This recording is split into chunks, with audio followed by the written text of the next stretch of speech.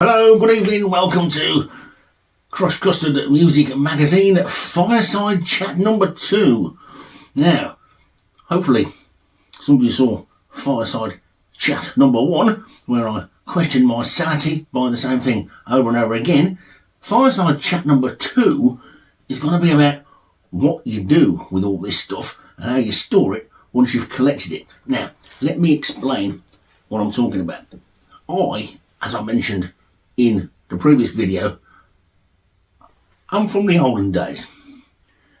My record collection and my CD collection is filed in alphabetical order, but it is filed in alphabetical order as it would be filed in a British library. Now, I'm guessing libraries in other countries are probably the same, so there's probably no need to say British library, but you know what I mean. And the way it always used to be in record shops. Now, what does that mean? What's he saying this for? Yes, what are you saying? Now, the reason I'm saying it is this. I was having a discussion with some younger record collectors some time ago, and what they were doing, they were, again, I think this was when the lockdown stuff was on. People were going, so I want to go through all my record collection alphabetically so everybody can see what I've got. And there were two or three of these people that I knew that were doing it, who were considerably older than me. I mean in their 30s probably. And I had to keep saying to them, that's in the wrong section. That shouldn't be in there. So what I mean is this, and this is the difference I think between us old people, which is probably anybody watching this, and the difference with young people is that we're used to the filing system which was used by libraries and stuff all those years ago, and it's used by bookshops and all that sort of stuff. Whereas younger people are used to the filing system which is used by computers. What's he talking about? Can he say? Well, I'm telling you this. Okay.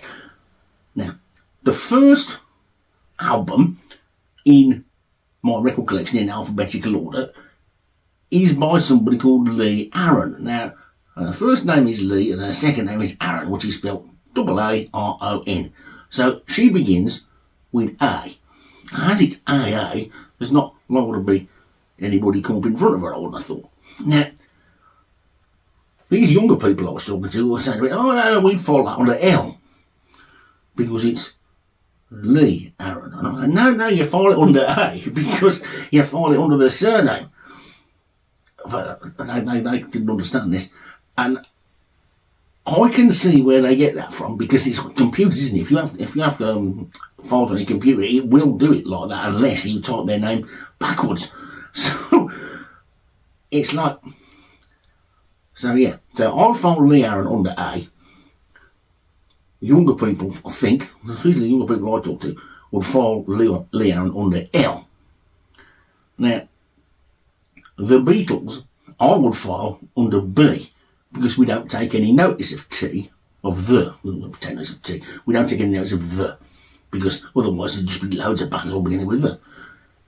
If you do it the computer way and the way that some young people do it, they would file the Beatles under T, which is the same place as they'd file the Rolling Stones. So they'd have the Beatles and the Rolling Stones and the everything else you can think of all in the T section, whereas I'd have them scattered all over the place. So the point of this is, what do you lot do? How do you file yours? And then how strictly do you do it? So let's say let's take Ian Gillan. He's a good example. Now, an Ian Gillan solo album will be filed under G for Gillan. Right? Okay. An Ian Gillan band album will also be filed under G because it's a name of a person. So you take the surname letter is the dominant letter, if you like.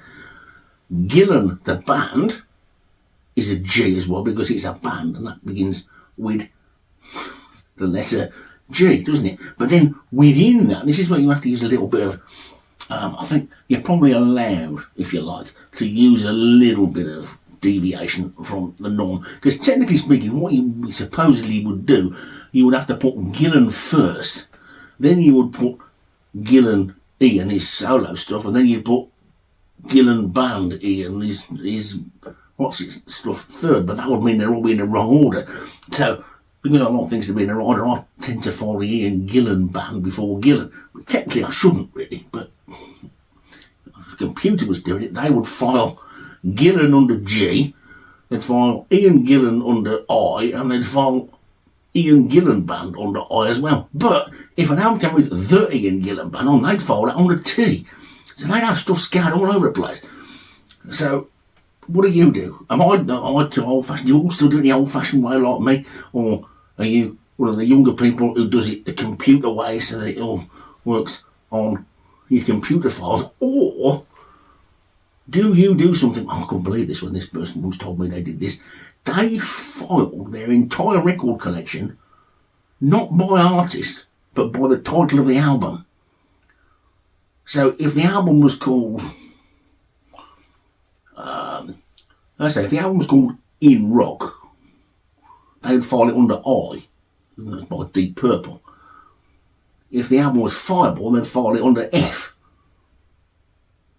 So all the Deep Purple albums would be scattered right throughout their collection. I suppose if you're going to listen to it all in the order that it's filed in, that would mean that you've got a more interesting sort of mix of how you did it, but I'm not sure you'd know how to find anything. Some albums have got spurious titles, haven't they? So like, some people call Deep Purple in Rock, Deep Purple in Rock. Some people call it In Rock by Deep Purple. Rainbow Rising. Some people call it Rising by Rainbow. Some people call it Rainbow Rising. Where would you find that if you did it that way? So that's the first part of this sort of question about what do you do about your filing. The second part is, when you've got that bit sorted out, whichever way you want to do it, what order do you file your albums in? Now, I would file mine in chronological order, so I will say to everybody it's alphabetical and chronological. So, in other words, you're going to have the first albums that the band made are going to come up first in the line, and then going to go towards the end. But a little deviation from that is that I would file all the studio albums first and then all the live albums second. Now, don't ask me why I started doing that. I just did. I think it was because it was easy to pick through sort of discographies. When lots of live stuff come out, it wasn't all that clear sometimes whether you should file it under the year it was recorded or the year it was released. So I thought, well, you know what, I'll just do it slightly separate, and then compilations go to the end third. So that's how I do it within the artist, and it goes A right the way through to Z or Z, depending where you are while you're watching this. And then the next question is, what do you do with numbers? Now, when I say numbers, I mean bands like 10cc. Now, they never write their name as 10 with a T, do they? It's always 10. And you've got other bands whose name begins with numbers. So would you file them in the T section even though it started with a 10? Or would you file it at the front of your section because numbers come before letters? Or would you file it at the end of your collection because numbers come after letters? That's a curious one. Personally, I'll put the numbers at the end. Don't know why I put the numbers at the end and not at the beginning. Maybe it's because it's alphabetical and alphabetical I like to start it with A. I don't know. But anyway, there you go. So that's how I do that. So what do you do with filing? Are you a person who files it the old-fashioned library way by the surname? So don't forget, if you're doing that, a band like Deep Purple would go under D and Led Zeppelin would go under L. Another conversation I had with some people once, they said, well, the way you're doing it, you'd have to file Deep Purple under P and Led Zeppelin under Z. No, I wouldn't, because that's not a name. That's a name of a band, not a name of a person. And then they go, but what if the band's named after a person? And yeah, it's a person, so it's a surname, so that becomes the dominant letter. Of course, then they try to throw me with Lynyrd Skynyrd, and they say, oh, what do you file Lynyrd Skynyrd under? And I said, well, I file Lynyrd Skynyrd under L, because that's the name of the band, and Lynyrd Skynyrd wasn't actually a person, it was a bloke called Lynyrd Skynyrd, and they spelled his name wrong on purpose. So there you go. So there's millions of ways of doing it. I'm sure everybody's got their own way, but I'm sure it's must loosely be based on alphabetical stuff. One thing I have noticed from some people on YouTube who stand in front of their vast collection, some people so much stuff, I don't know how they ever get time to listen to it. they file it in sections like rock, jazz, whatever. I can't do that because there's so much stuff I think fits in more than one pot.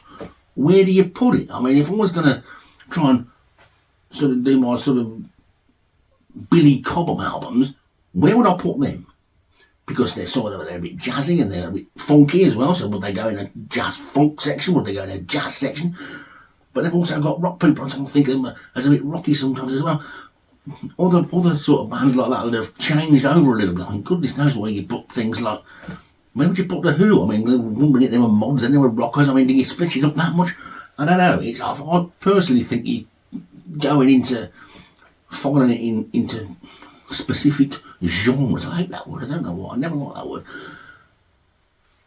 Yeah, just asking for trouble. I'd never be able to find it. I would never remember where I put it. But there you go. So that's it. That's the second sort of fireside chat.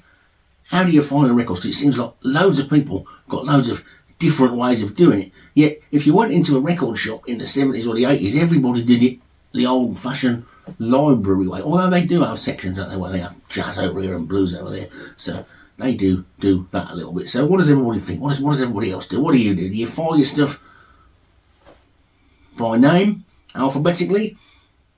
By name, computer alphabetically? Or by association or whatever genre it comes from? Interesting to find out if anybody does it the same way as me. The studio albums first and the live albums second, and then the compilation albums third. I did think at one point I would have a separate cabinet for live albums and a separate cabinet for compilation albums. The problem with that was people started releasing mixtures where it would be like 3 sides live and 1 side studio and stuff. And I thought, would I put that in? I don't know. Anyway, there you go. How do you do it? Let me know. See if anybody can come up with a different idea and we can move everything round again. See you next time. How do you sort your collection? Let us know in the comments below. Thanks for watching. See you again soon.